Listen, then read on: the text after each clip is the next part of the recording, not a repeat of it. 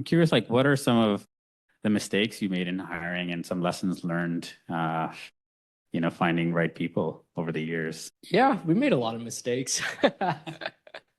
Um, I think the first mistake that we made was we tried to be the company that we weren't. We try to have all these like benefits and like cool workplace things and like, oh, budget for your home office and like, I don't know, just like attracted the wrong people. Like we wanted people that were very first principle, like they're very ownership driven, and they can come here, make a lot of money, and we can reward them. And the people that we were attracting, I won't call any companies out specifically, we're just kind of like, late stage startup coasters. They're working maybe max 30 hours a week. And like, you were like, oh, that's the talent we want to attract. So let's design everything around that. And we had all these like fancy perks. And yeah, we stripped all of them away. There's no cool benefits at Rootly other than your job, your coworkers, and your pay. That's it. We do free lunch and dinner. No breakfast. That you're on your own. We don't. Yeah, and so Rootly's been around for like almost 5 years now. Like, what are some of the things that you had to unlearn as a founder? Oh, that's a good one. Unlearn as a founder. I think it's building your leadership team quickly is something that I wish I did faster and earlier.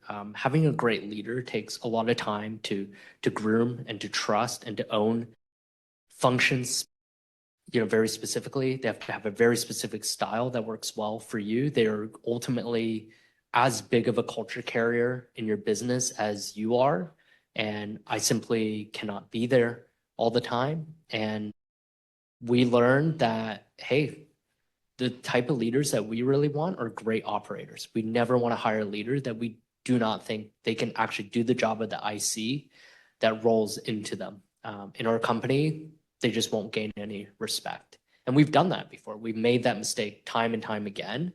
And that's something, well, I guess that's the part that we learned, but also the part that we unlearned. Yeah, absolutely. So I think it's like kind of that middle management is always the hardest part. Even as I've been part of different startups, that's when things break and that's when, issues come up. But yeah, that's always kind of the hard part.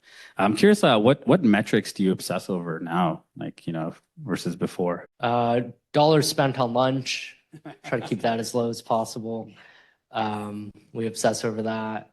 Rent. No, but in all seriousness, like all the key ones, like top line revenue, our net dollar retention is really important to us. We're super proud of it. Like we're in the 90th plus percentile for it. We want to know acquiring customers is one thing, but continuing to grow them and making sure they love and expand and growing their usage and continues to meet their needs. That's what investors care a lot about. That's what we care a lot about. We cannot afford to have any sort of leaky bucket, situation. So we obsessed over our net dollar retention probably the most.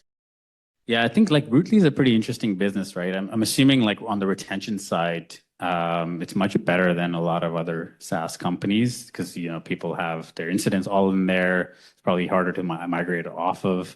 How do you approach retention? Yeah, we're the best. There's no one better than us.